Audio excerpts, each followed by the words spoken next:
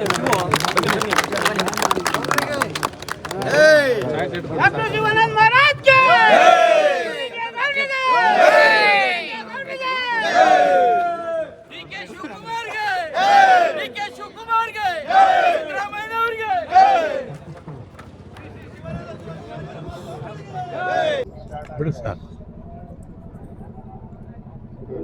ನಾಡಿನ ಇತಿಹಾಸದಲ್ಲಿ ಇವತ್ತಿನ ದಿವಸ ಸುವರ್ಣಾಕ್ಷರಗಳಿಂದ ಬರೀತಕ್ಕಂಥ ದಿನ, ಅದಕ್ಕಿಂತ ಹೆಚ್ಚಿದ್ರೆ ಅದರಿಂದಲೂ ಬರೀತಕ್ಕಂಥ ದಿನ. ಯಾಕೆ ಅಂತಂದರೆ ಈ ಭೂಮಿ, ಈ ನಾಡು ಬಂದಾಗಿನಿಂದ ಕಂಡು ಕೇಳರಿರ್ತಕ್ಕಂಥ ಜನರ ಜೀವನಕ್ಕೆ ಶುರು ಆಗತಕ್ಕಂಥ ಕೆಲಸ ಇವತ್ತು ನಮ್ಮ ಶಾಸಕರು ಮಾಡಿದ್ದಾರೆ. ಈ ಹಾರನಹಳ್ಳಿ ಕೆರೆ ಇತಿಹಾಸ 500 ವರ್ಷಗಳಿಂದ ಆಯಿತು ಅಂತ ಹೇಳ್ತಾರೆ. ಅಂಥ ಒಂದು ಕೆರೆ ಈ ನಾಡಿಗೆ ಸಮೃದ್ಧಿ ಆಗಬೇಕಾದ್ರೆ ನಮ್ಮ ಶಿವಲಿಂಗೇಗೌಡರು ಹೋರಾಟ, ಶ್ರಮ ಅವಿರತವಾಗಿ ಹೋರಾಡಿ ಈ ನಾಡಿನ ಭಗೀರಥ ಅನಿಸಿಕೊಂಡಿದ್ದಾರೆ.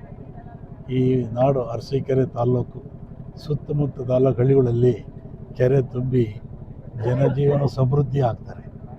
ಇವತ್ತು ಮಂಡ್ಯದಲ್ಲಿ ಕೃಷ್ಣರಾಜ ಭೂಪ, ಮನೆ ಮನೆಗೆ ದೀಪ ಅಂತ ಕರೀತಾರಲ್ಲ, ಹಾಗೆ ನಮ್ಮ ಈ ನಾಡಿನಲ್ಲಿ ಶಿವಲಿಂಗೇಗೌಡರ ಹೆಸರು ನೀರು ಕುಡಿಯುವಾಗ, ಅನ್ನ ತಿನ್ನುವಾಗ, ಆ ಕೆರೆ ನೋಡಿದಾಗ ಆ ಮನುಷ್ಯನ ಜೀವನ ಚಿತ್ರ ನಮ್ಮೆಲ್ಲ ಜನರ ನಾಡಿನಲ್ಲಿ ಬರುವಂಥ ಕೆಲಸ ಇವತ್ತಾಗಿದೆ ಅಂದರೆ ಅತ್ಯಂತ ಶ್ಲಾಘನೀಯವಾಗಿರ್ತಕ್ಕಂಥದ್ದು. ಯಾರೂ ಊಹಿಸಲಾಗಿರ್ತಕ್ಕಂಥ ಈ ಕೆರೆ ಹುಟ್ಟಿ 500 ವರ್ಷ, 500 ವರ್ಷದಲ್ಲಿ ಈ ಕೆಲಸ ನಡೆದಿದೆ ಅಂದರೆ ಸಮಸ್ತ ನಾಡಿನ ಒಂದು ಪುಣ್ಯ ಅಂಥೇಳಿ ನಾವಾದರೂ ಭಾವಿಸ್ತಾ ಇದ್ದೇವೆ. ಎಳವನ ಬಾಗಿಲಿಗೆ ಒಳೆತ ನರಿದು ಬಂದಂತೆ, ಕುಂಟನ ನೀರು ಅಷ್ಟಾಗಂತೆ ಈ ಜನರಿಗೆ ಭಾಳ ಸಂತೋಷ ಆಗಿದೆ, ನೆಮ್ಮದಿ ಆಗಿದೆ. ಅವ್ರ ಕೆಲಸ ಇತ್ಯುಷವಾಗಿ ನಡಿಬೇಕು ಅಂತ ಹಾರೈಸಿ ಹಾರಿಸ್ತಾ ಇದ್ದೇವೆ. ನಾನು ಹೇಳ್ಬೇಕಾ ಸ್ವಾಮೀಜಿ,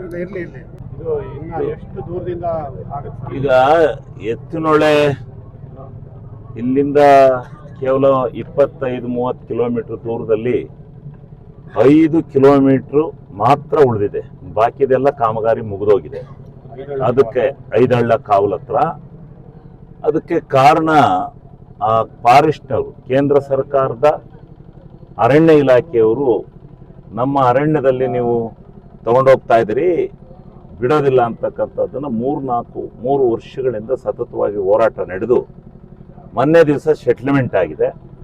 ನಮ್ಮ ಮುಖ್ಯಮಂತ್ರಿಗಳು, ನಮ್ಮ ಉಪಮುಖ್ಯಮಂತ್ರಿಗಳು ಇಬ್ಬರು ಸೇರಿ ಸೆಟ್ಲ್ಮೆಂಟ್ ಮಾಡಿ ಅವರಿಗೆ 200 ಚಿಲ್ಲರೆ ಕೋಟಿ ರೂಪಾಯಿ ಹಣವನ್ನು ಆ ಜಾಗಕ್ಕೆ ಕೊಡ್ತಕ್ಕಂಥದ್ದು, ಮತ್ತು 300 ಎಕರೆ ಭೂಮಿಯನ್ನು ಅದಕ್ಕೆ ಪರಿಹಾರ ಕೊಡ್ತಕ್ಕಂಥದ್ದು ಸೆಟ್ಲ್ಮೆಂಟ್ ಆಗಿ ಈಗ ಈ ಕೆಲಸ ಪ್ರಾರಂಭ ಆಗಿದೆ.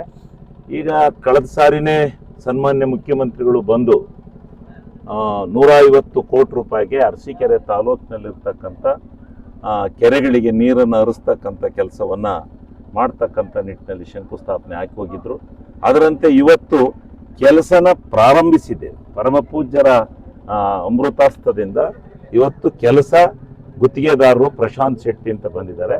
ಅವರ ಇದರಲ್ಲಿ ಆ ಕಂಪನಿ ಇದರಲ್ಲಿ ಇವತ್ತು ಅರಸೀಕೆರೆಗೆ ಮೊದಲನೇದಾಗೆ ಆರನಹಳ್ಳಿ ಕೆರೆಗೆ ಹೋಗುತ್ತೆ.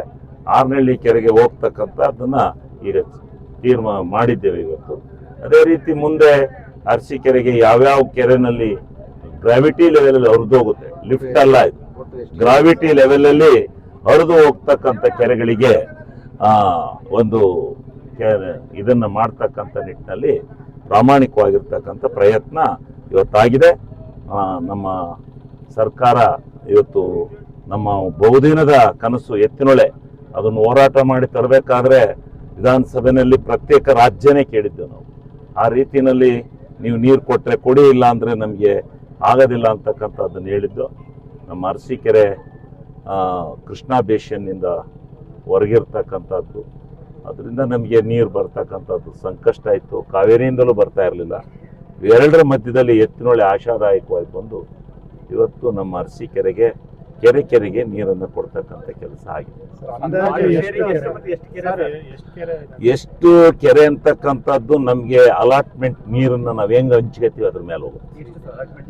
ಅಲಾಟ್ಮೆಂಟ್ ವಾಟ್ರು ನಮ್ಮ ಸುಮಾರು 1.5 TMC ನೀರು ಅಲಾಟ್ಮೆಂಟ್ ಆಗಿದೆ ಅರಸೀಕೆರೆಗೆ. ಆ ನೀರನ್ನು ನಾವು ಮಾಡ್ಕೊತೀವಿ. ಬರದನಾಡು ಅರಸೀಕೆರೆ ಅನ್ನುವಂಥದ್ದು ಒಂದು ಹಿಂದಿತ್ತು, ಅದು ಹೋಗಿದೆ. ಈಗಾಗಲೇ ಕಣ್ಕಟ್ಟೆ ಹೋಬಳಿಯಲ್ಲಿ ನಿಮ್ಮ ಎದುರಿಗೆ ಹೋಗಿದೆ. 10 ಕೆರೆಗೆ ನೀರನ್ನ ಹೋದ್ಸರಿ ಬಾಗಣ ಬಿಟ್ಟಿದ್ದೀವಿ. ಬಾಗಣ ಬಿಟ್ಟು ನೀರನ್ನ ಕೆರೆನ ಕೋಡಿ ಬೀಳಿಸಿದ್ಮೇಲೆ ಅಲ್ಲಿಗೆ ಬರದನಾಡಿನ ಇದು ಹೋಗಿದೆ. ಅಪ್ಪರ್ ಭದ್ರಾದಿಂದ ಬಾಣವಾರಕ್ಕೆ ನೀರನ್ನ ಕೊಡ್ತಾ ಇದ್ದೀವಿ. ಅದೇ ರೀತಿ ಗಂಡಸಿ ಹೋಬಳಿಗೆ ಹೇಮಾವತಿ ನದಿಯಿಂದಲೇ ನೀರು ಕೊಡ್ತಾ ಇದ್ದೀವಿ. ಈ ರೀತಿ ಏನು ಒಂದು ಅರಸೀಕೆರೆ ಬರದ ನಾಡು, ಇಲ್ಲಿ ನೀರೇ ಬರೋದಿಲ್ಲ ಅಂತಕ್ಕಂಥ ಭಾವನೆ ಇತ್ತು, ಅದು ಇವತ್ತು ಹೋಗಲಾಡಿ ಎಲ್ಲ ಕೆರೆಗಳಿಗೆ ನೀರನ್ನ ತುಂಬಿಸ್ತಕ್ಕಂಥ ಪ್ರಾಮಾಣಿಕ ಪ್ರಯತ್ನ ಇದು ಎಲ್ಲಿ ಗ್ರಾವಿಟಿ ಲೆವೆಲ್ ಅಲ್ಲಿ ಹರಿದು ಹೋಗುತ್ತೆ ಅಲ್ಲಿಗೆಲ್ಲ ನೀರು ಕೊಡ್ತಾರೆ. ಗ್ರಾವಿಟಿ ಲೆವೆಲ್, ಲಿಫ್ಟ್ ಇಲ್ಲ, ಲಿಫ್ಟ್ ಮಾಡಿದ್ರೆ ಅವ್ರು ಸಕ್ಸಸ್ ಆಗಲ್ಲ ಅಂತ ಹೇಳಿ ಗ್ರಾವಿಟಿ ಲೆವೆಲ್ ಅಲ್ಲಿ ಹರಿದು ಈಗ ಅಲ್ಲಿ ಗೇಟ್ ನೆತ್ತಾರೆ. ಆ ಗೇಟ್ ನಿಂದ ಯಾವ್ಯಾವ ಕೆರೆಗೆ ಗ್ರಾವಿಟಿನಲ್ಲಿ ಹರಿದು ಹೋಗುತ್ತೆ ಅಲ್ಲೆಲ್ಲ ಕೆರೆಗೂ ಕೊಡ್ತಾರೆ. ಸುಮಾರು ಇಲ್ಲಿಂದ ಹಿರಿಯೂರು ಕೆರೆ 15 ಕಿಲೋಮೀಟರ್ ಆಗ್ಬೋದು, 18 ಆಗ್ಬೋದು. ಇಷ್ಟೊತ್ತಿ ನಮ್ ಕೆರೆ ಎಲ್ಲ ತುಂಬಿರವು. ಯಾವಾಗ್ಲೂ ನಮ್ ಕೆರೆ ಅರಸೀಕೆರೆನಲ್ಲಿ ಇನ್ ಮುಂದೆ ಜೀವನದಲ್ಲಿ ಅರಸೀಕೆರೆ ತಾಲೂಕಿನಲ್ಲಿ ಎಲ್ಲಾ ಕೆರೆಗಳು ತುಂಬಿರ್ತವೆ. ಎಕ್ಸ್ಪೆಕ್ಟೇಷನ್ ಈ ಬರ್ಲೇಬೇಕಲ್ಲ. ಇನ್ನೇನು 5 ಕಿಲೋಮೀಟರ್ ಏನು ಇದು ಹೊಡಿತಾರೆ ಕೊಡ್ತಾರೆ. ಆಮೇಲೆ ಕಾಂಕ್ರೀಟ್ ಎಲ್ಲ ಮುಗಿದ್ಮೇಲೆ ಹಾಕಿರ್ತಾರೆ. ಒಂದು 5 ಕಿಲೋಮೀಟರ್ ಹೊಡೆದು ಸರಿ ಕೊಡ್ಲೇಬೇಕು. ಇನ್ನು ಈ ಸಾರಿಯಲ್ಲೂ ತಗೊಂಡೋಗಿ ವಾಣಿವಿಲಾಸಕ್ಕೆ ಬಿಡಕ್ಕಾಗತ್ತಾ? ಬರುತ್ತೆ ಅಂತ ಬಹಳ ಭಗವಂತನನ್ನ ದೇವರನ್ನ ಇವತ್ತು ಪೂಜೆ ಮಾಡಿ ಕೇಳ್ಕೊಂಡಿದೀವಿ. ಭಗವಂತ ಈ ಸರಿ ಏನಾದ್ರು ಮಾಡಿ ಮುಂಗಾರಲ್ಲಿ ನೀರು ಕೊಡಪ್ಪ ಅಂತ ಕೇಳಿದ್ವಿ.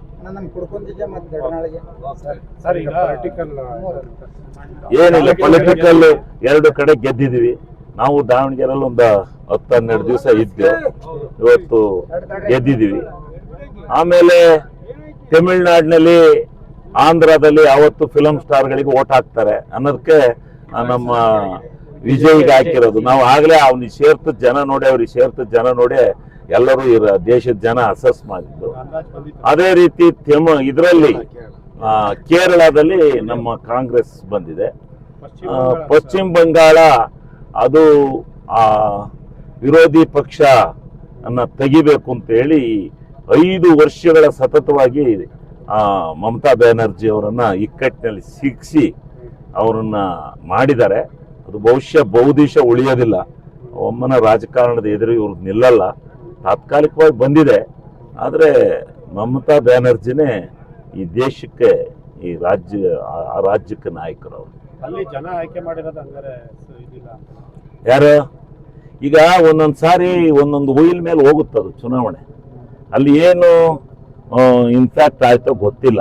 ಅಲ್ಲಿ ಸಮೀಕ್ಷೆ ಪ್ರಕಾರ ಇವರ ಪಕ್ಷದ ಬೆಂಬಲಿಗರ ಮತಗಳನ್ನ 20 ಲಕ್ಷ ಮತಗಳನ್ನ 90 ಲಕ್ಷ ಮತಗಳನ್ನು ತೆಗೆದ್ರು. ಏನೇನೋ ಇದೆ, ಬಾಂಗ್ಲಾದಿಂದ ಬಂದಂತ ಮತದಾರನೆಲ್ಲ ತೊದಾಕಿರು. ಇವೆಲ್ಲ ಏನೇನೋ ಇದೆ. ಏನೇನೋ ಒಂದೊಂದು ಸಾರಿ ತಾತ್ಕಾಲಿಕವಾಗಿ ಒಂದು ಅರೇಂಜ್ಮೆಂಟ್ಸ್ ಆಗುತ್ತೆ. ಆ ರೀತಿ ಆಗಿದೆ, ಅದು ಪರ್ಮನೆಂಟ್ ಅಲ್ಲ.